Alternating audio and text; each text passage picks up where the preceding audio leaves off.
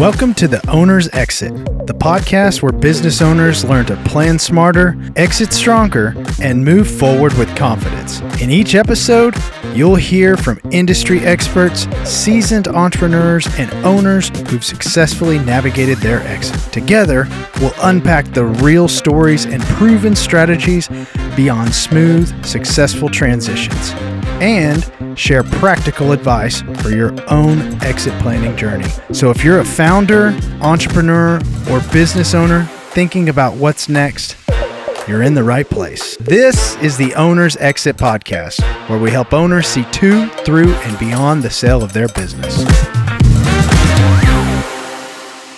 Thank you so much, Dr. Jill Reidelberger. I am super excited to have a discussion with you today. She's the owner and medical director of Wild Things Animal Hospital, which she opened in January of 2023.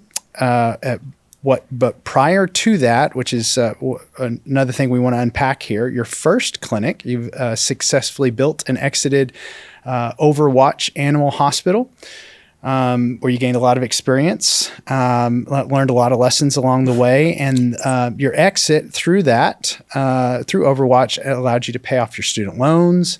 You reinvested some of that into the building Wild Things, and it allowed you to own the property and then pay rent to yourself. So a lot to unpack, super excited.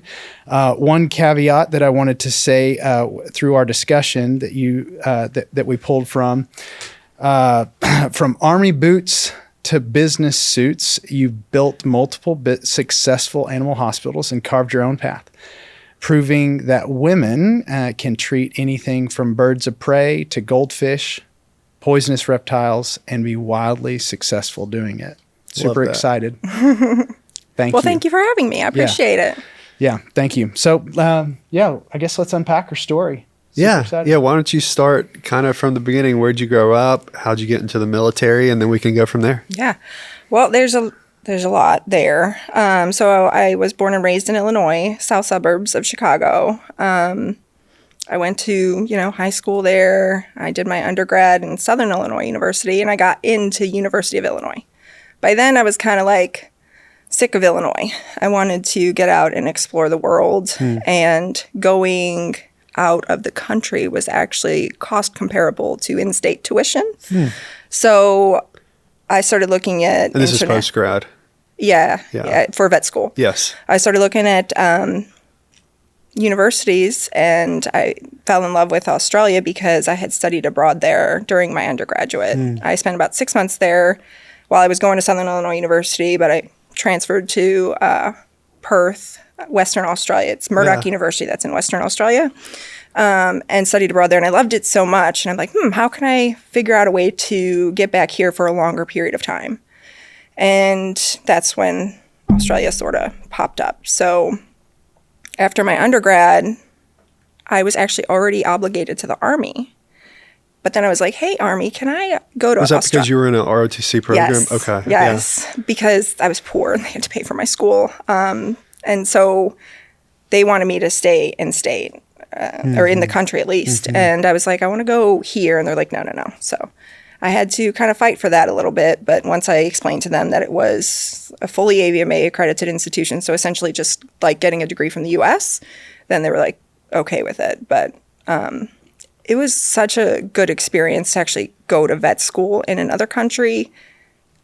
I think it just made me more well-rounded because, if I just stayed in Illinois for all of that time, I wouldn't have gotten out to see the world. Yeah. So was the vet school in Perth as well, or? Okay. Yep. The vet school that I actually went to was the exact same school that I studied abroad at. Oh, cool. Yeah. Cool. Yeah. So is that everything? So Chicago, Illinois, Army. The Army was a choice during undergrad. I have a family. My parents have three kids, and I knew they probably couldn't pay for all three of us to go to college. So during my freshman year, I was trying to find a way to help supplement payment of my tuition, and that's when ROTC came up. Plus, I've always been really intrigued by the military. So definitely signed up with them, probably in a little bit of a backwards way, because most veterinarians who go into the military have them pay for vet school instead of undergrad. Right, through the GI Bill, right? Yeah, but I I did it the wrong way, but it worked out for me. It was fine. Yeah.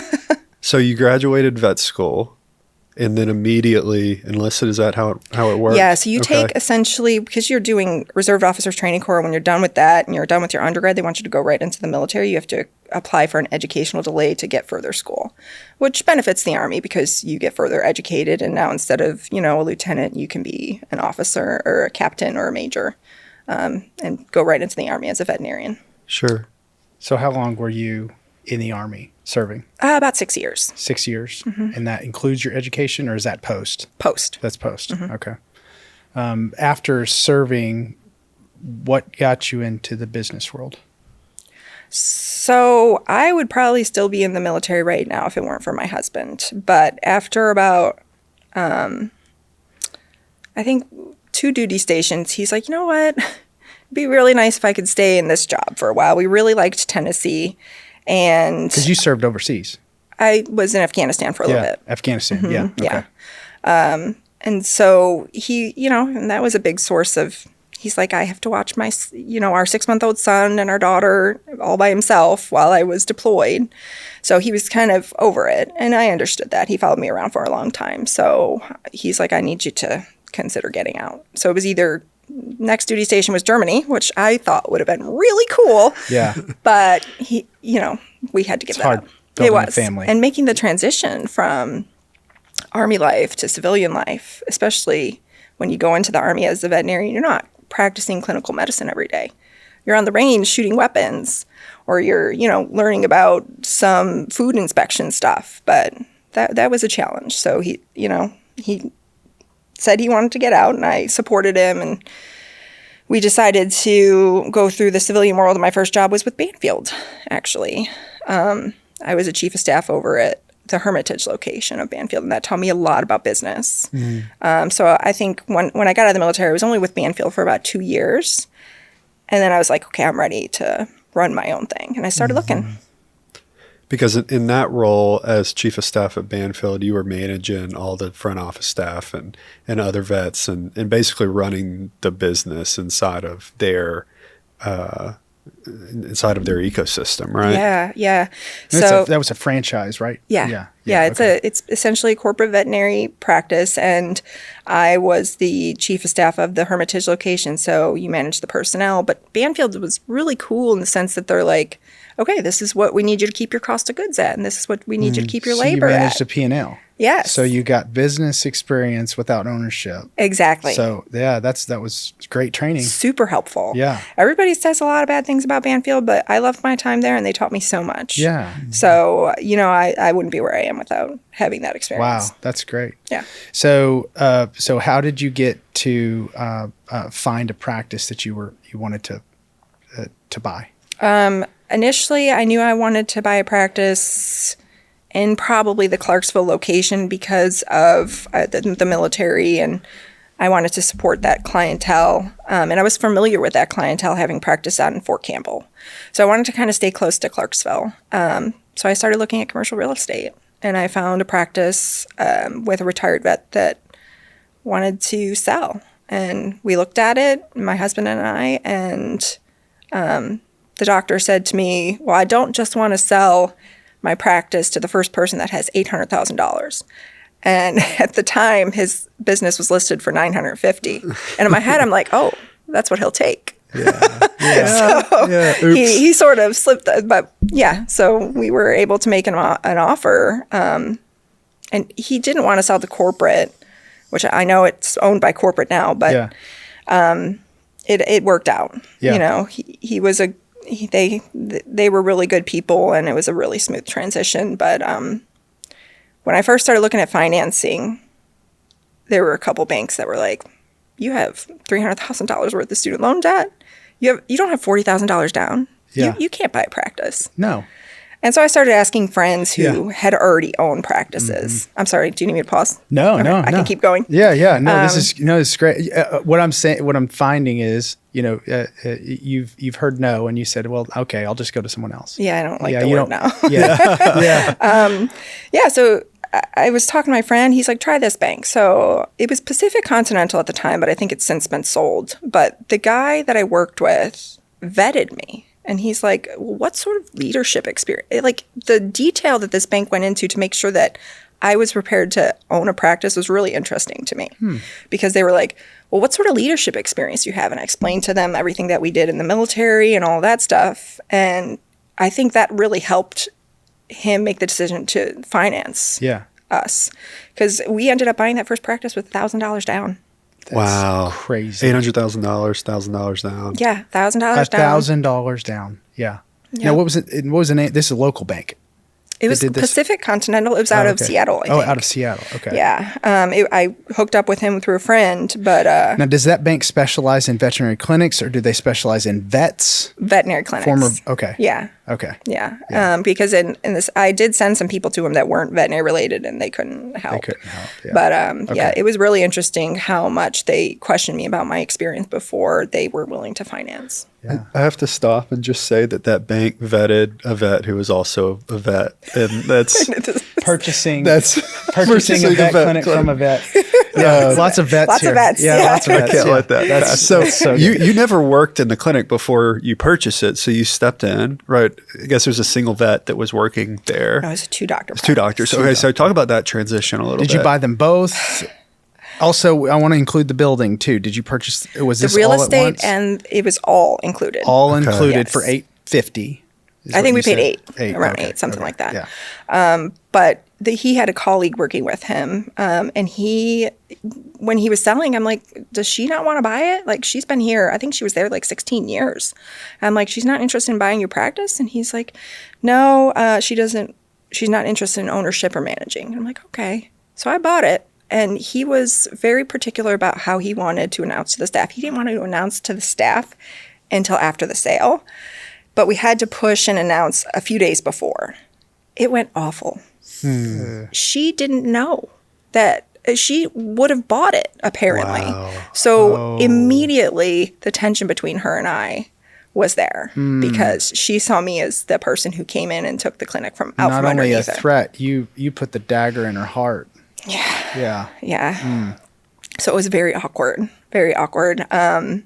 Even the relationship between the doctor who used to own the practice and her fell apart. Sure. They actually had a really good relationship. They were very much almost like a mom and dad to her. And after that, they stopped talking, and I don't think they ever made up. It was really bad. But we tried to work together for a long time, tried to be very accommodating. In the end, she's the one that left. I didn't have to fire her. She chose to move on, and it wasn't terribly contentious, but we never really got along either. So it was for the best. Yeah. Yeah. The rest of the staff took it pretty well. I didn't change too much at first, but there was some transition probably after the first 5 or 6 months. Let's talk a little bit more about that. As you get into it, pulling from your background of problem solving, and then also your work at Banfield, I'm sure you got in and you said, okay, if we do A, B, C, and D differently, then it could make these impacts on the practice and help not only drive revenue, but also the enterprise valuation of the company. What were some of those things that you ended up implementing inside of the hospital? When the practice is owned by somebody who's about to retire, they're ramping down. So that guy's not working a lot. Yeah. And then the other person who was working there wasn't also working very much. So they were seeing about 6 pets per doctor per day, which is not profitable. And so I came in and having worked at Banfield, I'm 22 to 30 pets per doctor per day. I'm like, let's go. Let's see these pets. Like, I'm ready to take care of pets. And they were like, the staff is like, wait a second, we're busy? This is too busy. I'm like, no, 10 pets is not busy. They're just not used to running at that pace. They're not used to running at that pace. So we had to work a lot on efficiency, how to see pets, how long our appointments were, what I expected of the staff, that kind of thing. I'm really big on timers. So, having a 30-minute appointment, I can't have a tech go in there and talk to the client for the whole 30 minutes. They have to be able to get their physical exam or their TPR and stuff in like 5 or 10 minutes. So I'd have them set timers outside of the room. So when they heard the timer go off, they had to go out to make it more efficient. Sure. But it was really hard to change the culture and get them to understand that in order for this clinic to continue and to thrive, they had to see more pets. And for people to get raises and put Were more. these longtime staff members? Yeah. One of them had been there like 12 years with him. She was the longest, and then the others at least several years. Yeah. So it was a challenge. Yeah. Let's talk about some of the challenges. We talked some more, but can you explain more of what was really hard outside of the culture? What was hard? Just some of the learning curves that you went through with that first practice. Yeah. So the equipment was a big issue. Older vets functioned without a lot of different equipment for a really long time, and it was fine. But as veterinary medicine progressed, the expectations and the quality of medicine started to become really important, like having monitoring equipment on a patient during anesthesia. When I bought it, they had like some tube they put down the throat and it listened to the heartbeat. And sometimes they wouldn't even use that. And that wasn't what I was used to, especially the protocols at Banfield were very specific. You know, you need to monitor ECG, SpO2, CO2, monitor all these things so that you can do something about it when your patient isn't doing well. So that required more investment. It required more equipment. So you needed to take out more loans to do that? No. Or were you able to? Oh, you were able No, to cash I flow? went to eBay. Okay.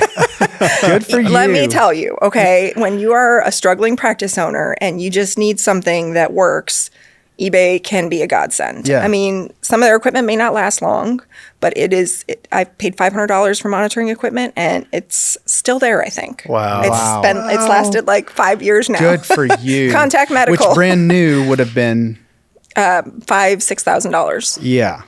So a tenth of the cost, and you were able to serve the need, and it probably maybe didn't bring you back up to current standards, but it significantly improved. Well, yeah, your quality of definitely. I service. mean, just having those monitoring parameters, I just don't know how you'd function. Like, how do you know? I guess your patient just dies, you know? How do you know they're not doing well if you're not monitoring what their parameters are? Yeah. And that was, frankly, standard of care back in the day. Like, they didn't, I mean, it's a dog. They're like, well, you know, we're going to try this neuter, but if he dies, you know, he dies. Oh, that sounded like Rocky. Yeah, if he dies, right. he dies. Sorry. I digress. Drago. I'm a Yeah, Drago. Drago. Absolutely. My son has a shirt. He can't wear it to school because it says if he dies, he dies. But yeah, it was shocking to me that they didn't have that stuff. So just making sure the practice was up to my standards. Plus, I'm super impatient and I want my blood work like same day. You know, they were sending a lot of stuff out to the lab 2-3 days to get blood work. I need this. This patient's sick. I need it today. Yeah. So that kind of pace and demand to my staff was definitely a learning curve for them. How did that change? So you changed the culture from within, but how did that change the culture as you were viewed in the public? Like, I'm sure that people were super grateful that you were able to get their needs a lot faster. You were increasing the quality of care. What was tangibly visible after the change? Yeah, I mean, we got a lot of good feedback from clients. The nice thing that Dr. West did was he actually introduced me to the clients before he left. So we had like an open house where he was there and I was there. And so his really good clients came and I was able to meet them. And it was like really good for just setting up that relationship for the future. But we got a lot of positive feedback and reviews once we started really picking up the pace and accommodating same-day appointments and accommodating emergencies. So you can tell that people appreciated it and they liked it, you know? So, I mean, I think the office still has a 4.6 review. And if you look, Dr. Tate gets reviews all the time. Yeah. It's still a really good veterinary practice. Yeah. We have emergency practices for a reason, but when Dr. West was practicing, they didn't have as many emergency practices. So he's used to taking after-hours calls and weekend calls. Well, for work-life balance, mental health, you know, to avoid compassion fatigue, that just did not work for me. Yeah. So I had to take that service away, and that did lose me some clients. Sure. But in the end, I think it still gave me work-life balance, good mental health, and I think it helped my staff, because a tech would have to be on call too. Yeah. And then a doctor would have to be on call. So the doctors that I hired in after that point knew that they didn't have to take call, and that was a selling point. Yeah. So there were pros and cons to that, but it was, it did lose me some clients. Clients were like, why aren't you supporting us? Well, there's an ER right there. Yeah. Sorry. Yeah. Yeah. Yeah. I love the resourcefulness that's come across so far from, using the ROTC to help pay for school, $1,000 down to purchase the practice, buying equipment off of eBay. It's very clear, like just see your stories that when the outset is negative, you find a solution that works for you and is going to work for your practice. I want to take that and transition to exiting this first practice, because a big reason why you're here. Talk to us about how that even came about. Did the opportunity come to your doorstep? Were you looking for it? Share a little bit more. Yeah. So this was right around COVID. There were a lot of corporates buying up veterinary clinics around that time for a very exorbitant price, 10, 15 times, sometimes over a Vita. Yeah. So when I wasn't even looking at selling, but I wanted to know what my practice was valuated at, because I anticipated them saying, hey, it's valuated this. And I'd be like, okay, that's not, I want more for it. What do I need to make the practice more valuable so I can sell it for more? I love that. That's what I wanted to know, and you want to know that 2-3 years before you decide to sell. Absolutely. So that's what I expected. I hope everyone's listening to that. So my friend at the time, she was actually in the process of selling. And she was working with a broker, and she's like, they do free valuations. She's like, if you decide to sell, you can go with them, but it's up to you. So they came in and did a valuation, and I was shocked at how much they were going to list my practice for. Yeah. I was like, okay, we can talk.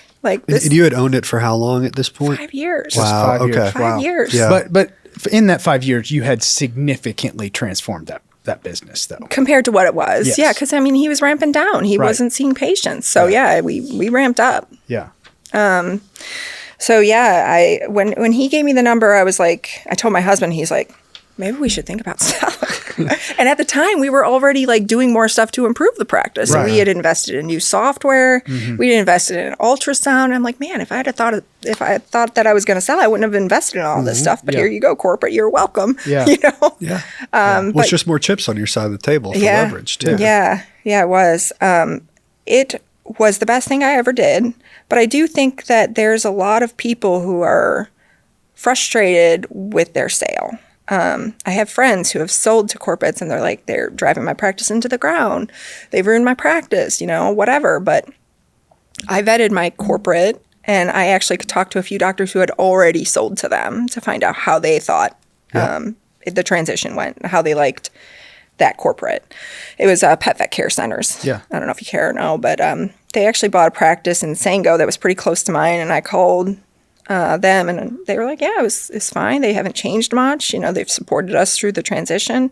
And that's what I loved about them is once I sold, I didn't feel like they came in and said, okay, you can't see exotics anymore. You can't do this anymore. They didn't dictate anything. They knew it was working, and they just let us keep doing what we were doing. Yeah, which is important for the culture. Mm-hmm. Yeah, yeah. So did the broker that you used for the free valuation, you ended up using that company for the sale as well. I did. And how many interested parties did you have kind of at the final table that you were entertaining offers from? Yeah. So it was so cool the way they did it. They packaged my practice with other practices in the area. Okay. So these places that were bidding on a package of practices. So that drove up the amount that they paid. But there was 3 or 4 different offers that we got. Okay. From serious buyers. Yeah. Were all of those corporate? You said 3 or 4. One of them was a private person. Yeah. He was the lowest, you know, but unfortunately, money is money, and we needed more. Yeah. Well, especially after vetting that company and knowing that you were going to be happy with the experience post-sale, it kind of takes away that mirage of corporate and what they're going to do to your practice. So the timeline from getting that free valuation just to get a checkup on what your practice was worth to actually deciding on an offer? How long was that? Once we decided to move forward, the offer came within 2 or 3 months. Wow. Okay. And it happened a lot faster than I thought it would. I'm thinking 6 months to a year by the time this is all said and done. It came fast. And I'm like, okay, I guess we're doing this. The beauty of it was I had a colleague that was working for me, Dr. Tate, and she trained me at Banfield. And when I was working at Overwatch, she was still at Banfield and expressed to me that she wasn't happy. I'm like, come over here, come work for me. And so she came to work for me at Overwatch, but then I was like, hey, I'm selling. Why don't you stay on and you could be chief of staff? So essentially she trained me, then she worked for me, then she became my boss at my own practice that I sold.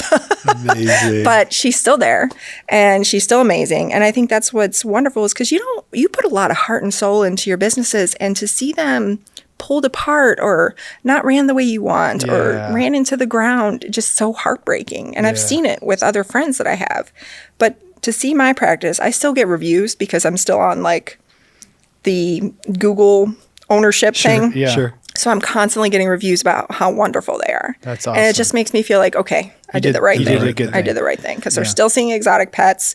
There have been practices that used to see exotic pets and they were owned by, they were bought by corporate and they did away with that, or they just changed things. And so just to see that it's there and it's thriving and it's with my friend who I know is doing a wonderful job and I know cares about my patients that I had to leave is very rewarding. Yeah.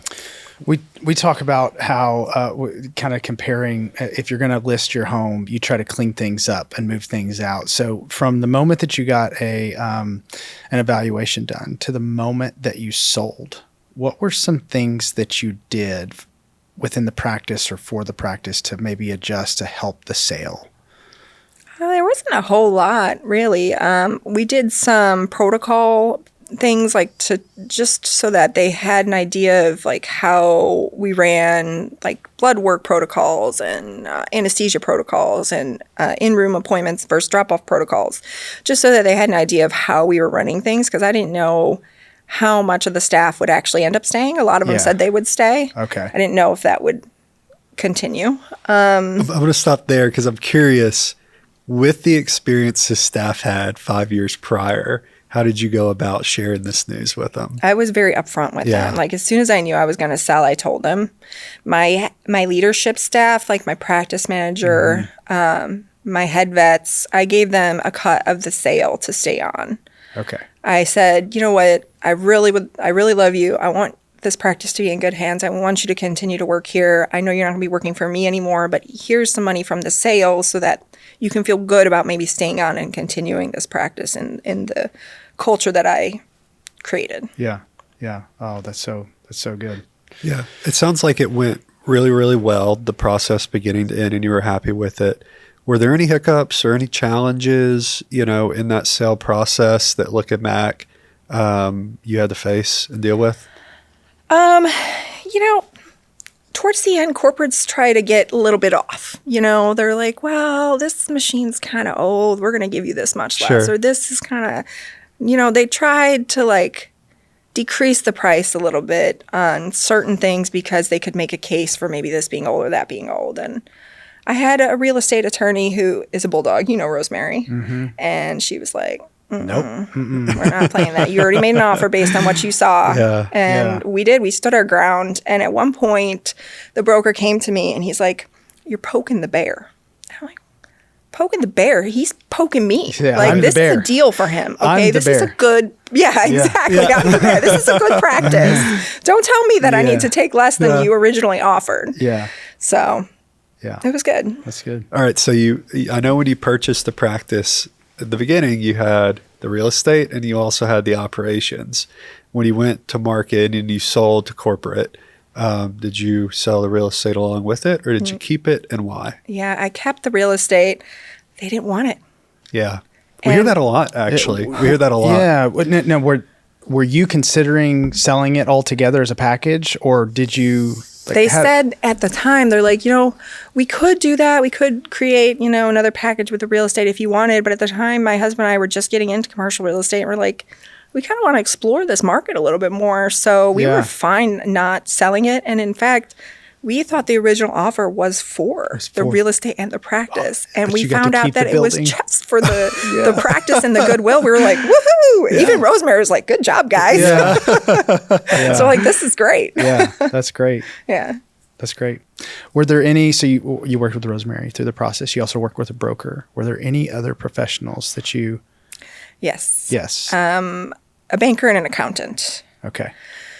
So, you know, when you sell something, you have capital gains that you have to pay on it. Mm-hmm. And we really wanted some idea, because we wanted to have an idea of like where this money was going to go. Okay, we know we're going to get a chunk. We know government's going to take some. We know we have to pay student loans. Like, how much are we going to maybe be left over with? And we know that no accountant can tell you that exactly, but we wanted some idea. Yeah. And so we went to like 2 or 3 accountants that told us a number. And it ended up being a lot more than what they estimated. Interesting. Yeah. We were really frustrated with that because to get 2 or 3 accountants that you trusted tell you something and to find out that it was significantly more taxes than you expected was frustrating. But, you know, that's the nature of the beast. So why is that? Can you attest to why there was such a difference between what the CPAs and then what you realize, like what they recommended and what you realized? I don't know. You don't know? I don't know. Was it the structure of how the payments were received? Was it? I don't think that the accountants that we worked with understood capital gains because honestly, my husband is the money guy. He's super smart when it comes to taxes and accounting and stuff. And he was like, well, what about this tax? And what about this tax? And what about this tax? And they're like, oh, you don't need to pay those taxes. And in fact, you did. In fact, we did. Yeah. And the accountant said that we didn't, and he's the one who asked if we needed to pay that.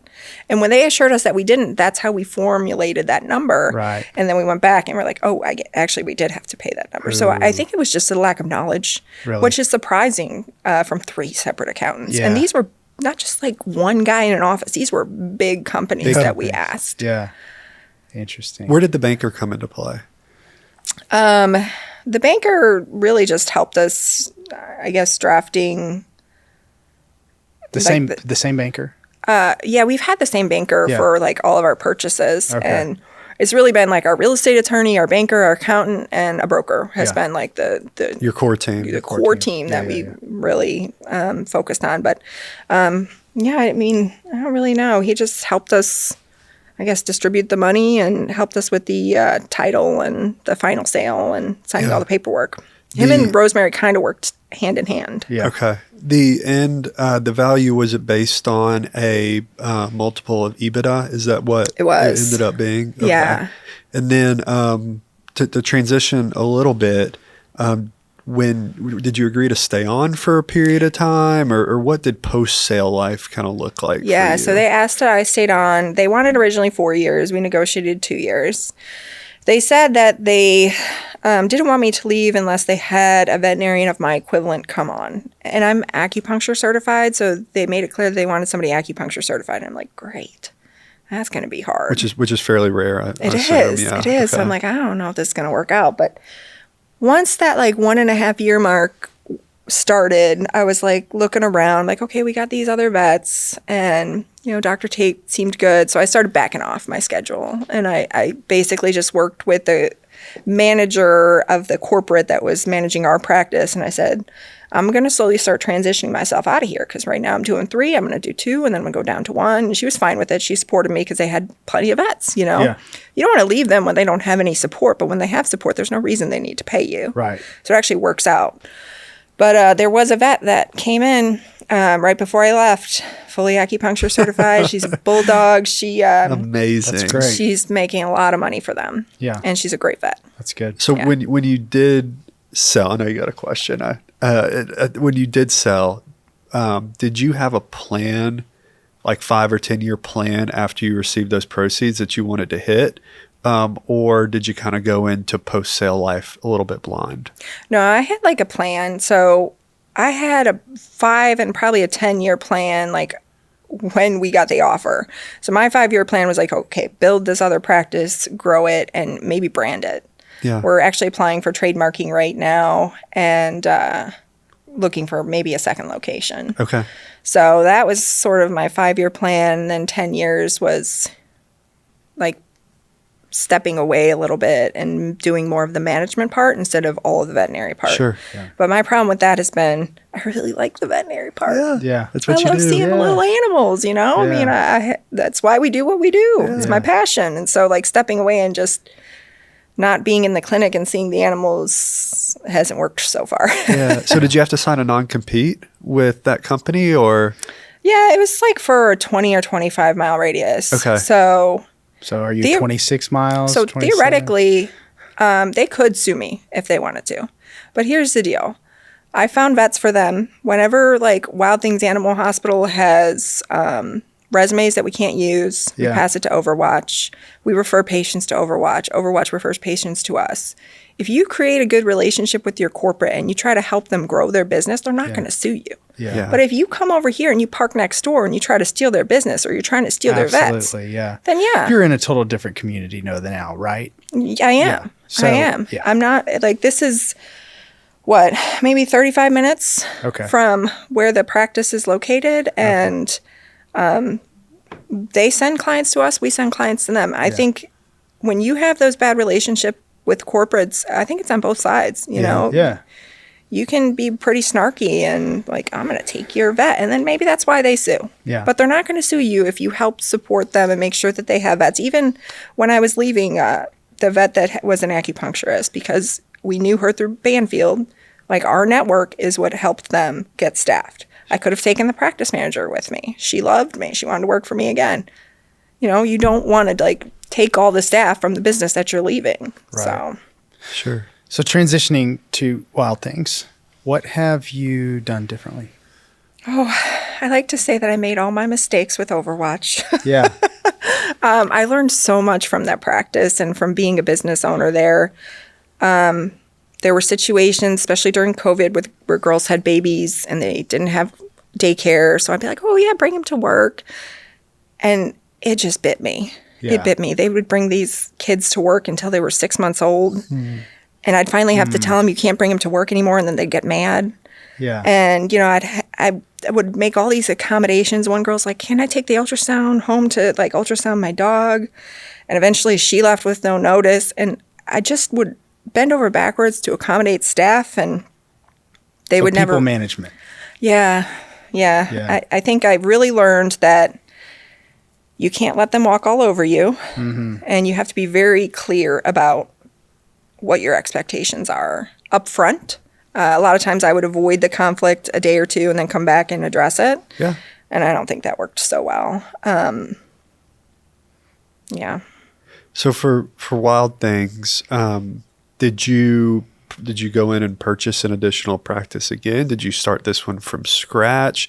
Did you have to buy a building? Did you rent a building? Like, talk to us a little bit about that process of this. Yeah, so the plan was, even before I left Overwatch officially, we were trying to we actually bought some land in Pleasant View and we were going to build a practice. In the end, that was going to be more than we expected. So we transitioned to potentially renting a location. And we were looking at a building that was essentially an empty shell. Excuse me, but it had just been finished. And the gentleman and his wife who had finished it, we met with and we're like, yeah, we're interested in renting. And out of nowhere, I'm like, hey, would you want to sell your building? And he's like, everything's for sale for the right price. And so we ended up negotiating with him and buying the whole building. Oh, wow. So we took half of the building, and that's where the practice is, and the other half is being rented out by another business. So you bought the whole building. You're renting out one side. Okay. Yeah. Yep. Do you have plans to expand, or is that just... So it's being rented out right now. I think if we expand... I don't think that would be the location that we would expand. If we expand in Pleasant View, we'd probably do a standalone. Okay. But I don't think we need to expand right now. I think we've got a really good practice. It's a really good footprint and it's really big. So it's fine right now. Yeah. Yeah. But yeah, we took the money that we got from Overwatch and invested it into that building. So that's really helped as well because we essentially own the building, so we pay ourselves rent. That's great. What about your day-to-day? How has that changed from Overwatch to Wild Things? I work about 3 days a week. I really don't have to work that much if I don't want to. I have other doctors that work for me. So I kind of did the same thing with Wild Things that I did at Overwatch, is I've got other doctors that work for me. I'm trying to build the practice around these other doctors, because you don't want to be like the main person in your practice, right? Because then a corporate's not going to buy it because you're part of it. Yeah. Well, Like, and then all problems go to you. Right, exactly. And that's the beauty too, is I was kind of aloof. I don't know how to work this x-ray machine. Eileen, figure it out. So my staff knows more about the equipment than I do. So they don't come to me every time something's broke. They figure it out themselves. That's perfect. Yes. Because you gave them an opportunity versus you just grabbing it. You just said, no, actually, no, you got this. Yeah. Yeah. I'm like, call the company then if it's not working. I don't know. Yeah. That's good. But it's been great because the staff has like taken ownership and taken initiative, and that's given them purpose. The staff that I have right now is probably the best staff I've ever worked with, because I think I've gotten all those kinks worked out with Overwatch. Yeah. We talk a lot here and with the other guests we've had on about what we call owner centricity. So basically having an entire business run through the owner. The owner is the one that manages the stakeholders. They, work with the vendors. They actually do the work in the company. And then when they want to go to sell, the revenue may be showing a large amount, but if they're responsible for all of it and they want to step away, then it's just not as valuable as they thought, because who's going to step in and replicate that revenue? Mm-hmm. Doctors in particular, it can be really tough, right? Because your staff, unless you hire vets that are qualified, you can't have a tech that's going to step in and see pets. And so doctors struggle with that a lot. They can't just hire a general manager to come in and do all the vet work, right? And so what you've done even now as you're building Wild Things to kind of put vets in place and empower staff to step away, to step in, allows you to step away. And if an offer were to come from out of nowhere now, and something like you said with the business owner, everything's for sale, right? If something came in that you couldn't refuse, like you've built it in such a way that you're exit ready now, even though you're not necessarily looking. Am I right to say that? Yeah, you are. Actually, we've had a few people sniffing around for sure. Yeah. So you want to sell? I'm like, no, this is like where I live. If I sell, I've got to go work farther. Yeah, where are you going to go? I don't want to move my home. Yeah, exactly. Yeah. I like my home. Yeah. I have a 5-minute work drive. It's fantastic for work-life balance. Yeah. Since you've been through an exit and you've seen like the proceeds that come from building a business that's not just a good revenue driver, but also like a really strong asset, like something that's worth a good amount of money that you can then sell. Has that changed how you've built Wild Things? Like, are you doing things differently to try to, with that end game in mind, or is this just how you're wired to make things efficient? I think I don't think I have the end game in mind there particularly, but I think it's efficiency. I think it's really that, and me having enough time for my family is why, because I have a colleague that started a clinic about the same time I started Wild Things in Clarksville, and he doesn't want to hire other vets because it's expensive and he doesn't want to pay for them. And I get that. But then you're working all the time. Mm-hmm. And like we said before, I bought a business, not a job. Right. He's built a really high paying job. Exactly. Yeah. Exactly. And I know vets are expensive, but you got to vet through them and find the ones that are worth it. We're using a lot of vet words today. Yeah. But yeah, right now I have a new grad that works for me. That's fantastic. And I'm really excited about what he has. And I also have a vet from Mexico that's looking to transition her degree to the U.S. So I think finding people that are young and can help grow your business that you trust is hard, but when you find them, you invest in them. Yeah. So good. That's so good. The idea of bringing on additional vets and knowing that it's a big expense, right? Vets go through a lot of schooling, and so they're going to warrant a higher, a high salary. Mm-hmm. And so making that sacrifice to pay them that amount of money, knowing that it's not beneficial to you from a revenue standpoint in the short term, but it's more the long game that you're playing. Like, how do you justify that decision? Like, is that something you just naturally look at and you're like, yeah, logically this makes sense? Or do you wrestle with that at all? My husband helps me with a lot of that, honestly. Like, he is the numbers guy behind my success for sure. Without him, I wouldn't be where I am. And a lot of times I'm like, okay, so I got this vet. This is how much they want. This is how, you do our P&L. So this is how profitable we are. Do you think we can front this money to grow this vet so that eventually they will be profitable? And, he helps me with that. But I think there's a lot of veterinarians out there right now who demand a lot and maybe aren't worth so much. And I hate to say that because I love veterinarians and I love my profession, but there are some who are overestimating what they're worth. I've had relief vets come in and say, I only see healthy patients and I want $1,500 a day. I've had vets, quote me exorbitant yearly salaries and they won't do surgery or they won't see exotics or they, like all these things they won't do. So when I get the vet that's like, yeah, I'll see exotics, I'll do surgery, I'll do this. And I'm like, okay. Now we can talk. What else can you do? And that's, I think, finding the right person and making sure that you're not being taken advantage of by some of these vets who tout like they're a great vet, but they want $150,000 a year for seeing well patients. Probably not a good idea. And I hate to say it, but they are starting some new laws in our profession. Started in, I think it's passed in Colorado, but technicians are now seeing vaccine appointments. And it's because veterinarians are so expensive. Yeah. And people don't want to pay for them. And I get that. If you are not willing to do the work, we're not going to pay for you. And now they're making these laws to allow technicians to do more, and that's going to take away from the profession. Yeah. So whether it's right or wrong, I don't know. You just have to adapt. Yeah. And I think the vets are, to an extent, those types of vets are pushing themselves into a corner, and corporates are going to find a way around it. Yeah. Well, even waiting to find the right vet to come along, making sure it's somebody that fits your practice, ultimately goes back to the culture that you're building at Wild Things. You know, like what the standard is, and you're not going to compromise on that. And so when a doctor comes in, the staff is going to appreciate their work. They know what they're going to get out of that doctor, and there's, no kind of compromise that has to happen. So I'm sure the culture benefits from that stance. Absolutely. As well. It was hard to build the culture at first, though. It was so weird between buying a practice that was already established and then like building one from the ground up. It's sort of an empty shell. You throw a bunch of people in there. You have to work together.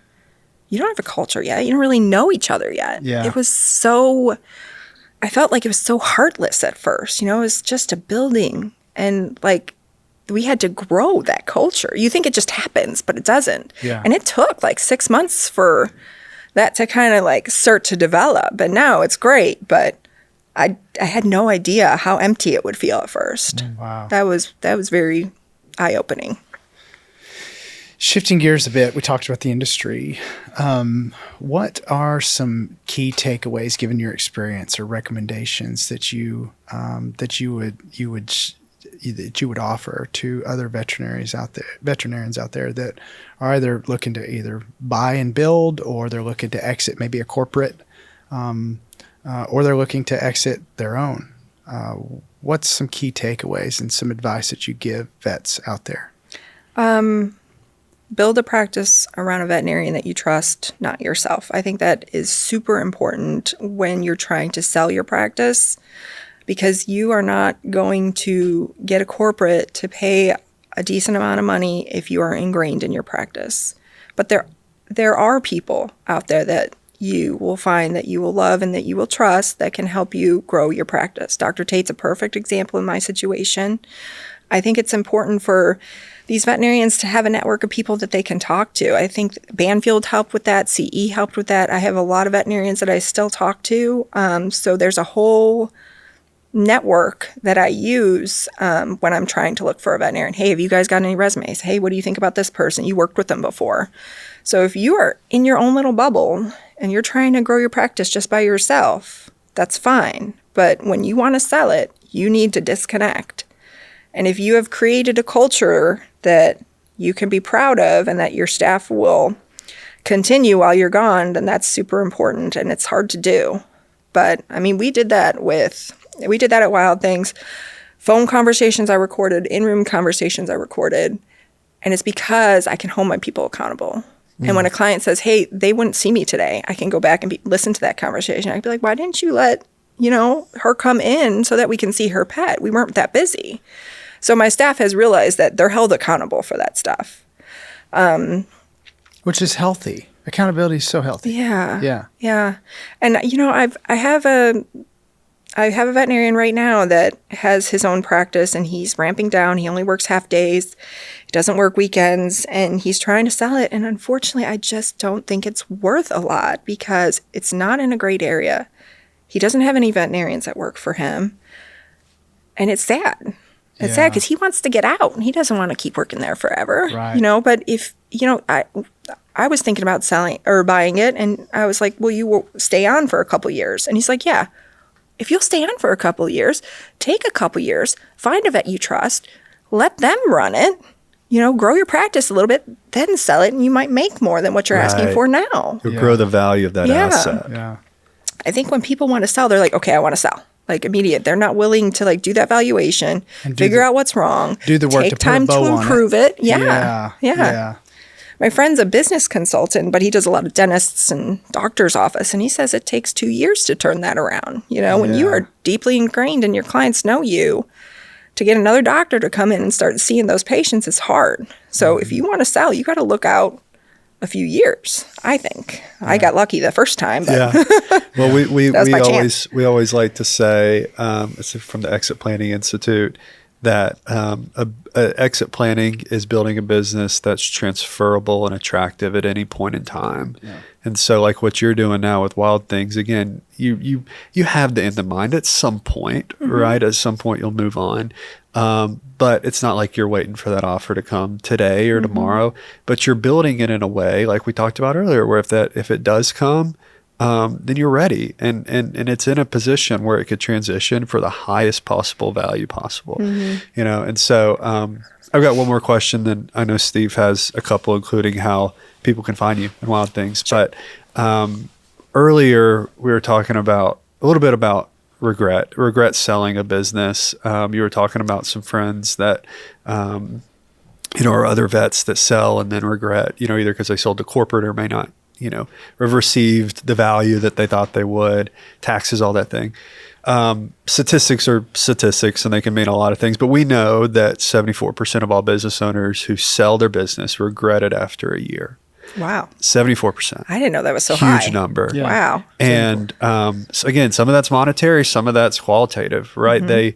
They tie their identity up into a business. They are the business owner in the community. And so when they step away from that, there's only so much golf you can play, so much fishing you can do, so many CrossFit classes that you can attend. And so having that identity outside is so important, having a plan for that. And so I say all of that now that you've been through an exit. When I say the words successful exit, like what does that mean to you? What does a successful exit entail? I think it's on both party sides. I think, unfortunately, some of these doctors think that the corporate has to do everything for them. They have to bend over backwards. And I don't think they see corporate as very human. And I think that's wrong. Because every corporate started from somebody who started an LLC and then made it bigger. And it's ran by people. It's ran by people. Who are humans. Yes. Yeah. And so the negative connotation with corporates, I think, is very bad, and it's especially bad in the veterinary world. I see it on my forums all the time. How dare you sell to corporate? Corporate changed my life, okay? They gave me financial freedom. They gave me They trained you. They trained you. They taught me how to buy it, to run your own practice, and then they came and they made you a very nice offer so that you can do things the right way, your own way. Exactly. Yeah, they changed your life. I think that a lot of the problems is on both sides. I think these people maybe expected too much, or they didn't want the change that they didn't expect to happen. And I think it's sad. As far as a negative sale, I have a friend who sold and the corporate came in and did change a lot of things. but he also got a good amount of money for his practice. So you have to take into account the fact that you have a certain quality of life now because of the money that they paid you. So essentially, that's their practice that they get to do what they want with. I've been very happy with my corporate, and like I said, I did vet them, but like they didn't change it. And I was purposeful. I was very purposeful because there are other corporates that I could have sold to that were very involved and would change a lot. The one I sold to, I purposely sold to so that they wouldn't come in and dictate, and they haven't.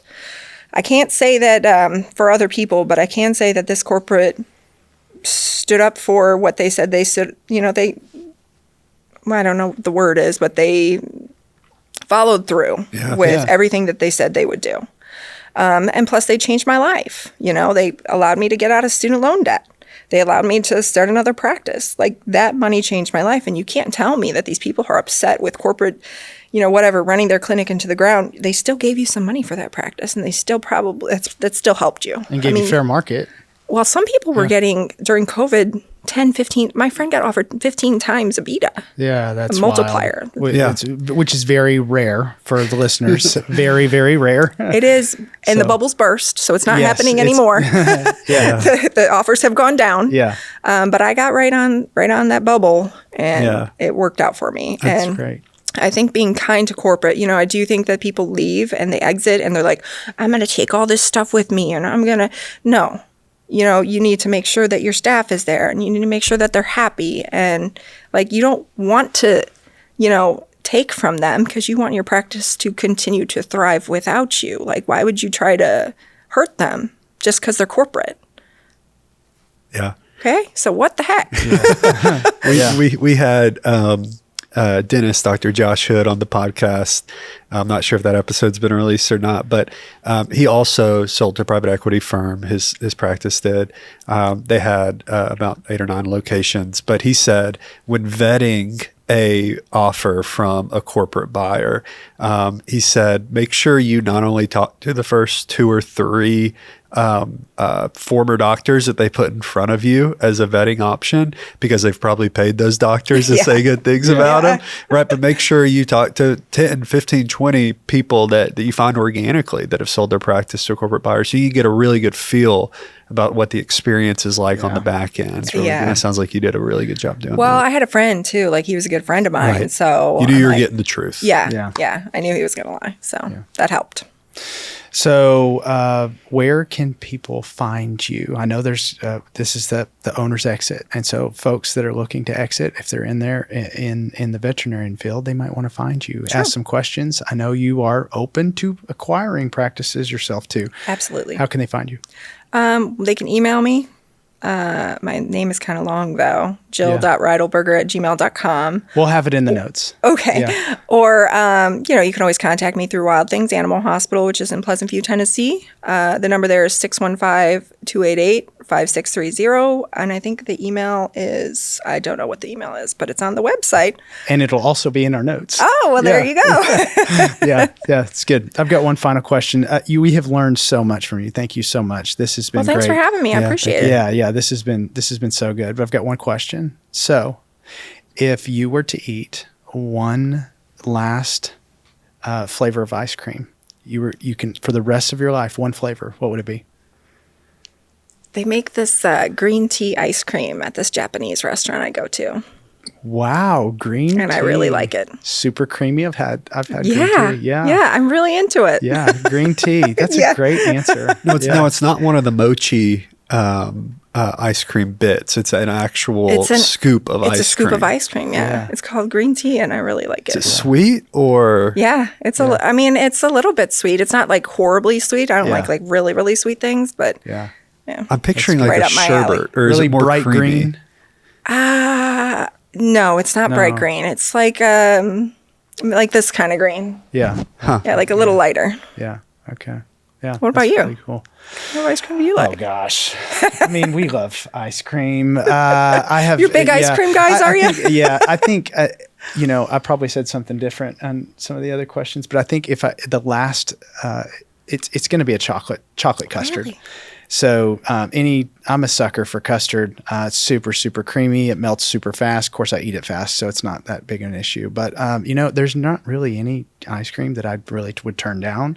But if that was the only one, it'd probably be... That'd be okay. Yeah. Some custard, chocolate custard. My son likes the superhero ice cream. It's like multicolored. I'm like, I was going to say, I'm a kid at heart.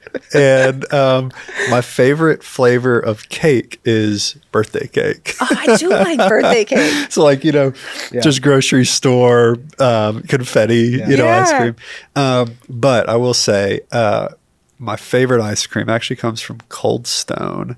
Cold Stone, I think, just has the creamiest ice cream. They have a cake batter ice cream. Oh, yeah. That I'll throw some graham cracker crust in. And if it's the best, it's probably... Is Cold Stone the one that puts the toppings and they cut it. They cut it. Yeah. I think I had a Mexican vanilla with chocolate chip cookie dough from there one time. And this was in Texas years ago. So good. That's great. Yeah, amazing. Well, Dr. Jill Reidelberger from Wild Things Animal Hospital, thank you so much for your time. Thank you guys for having me. It's been fun. I appreciate it. Yeah.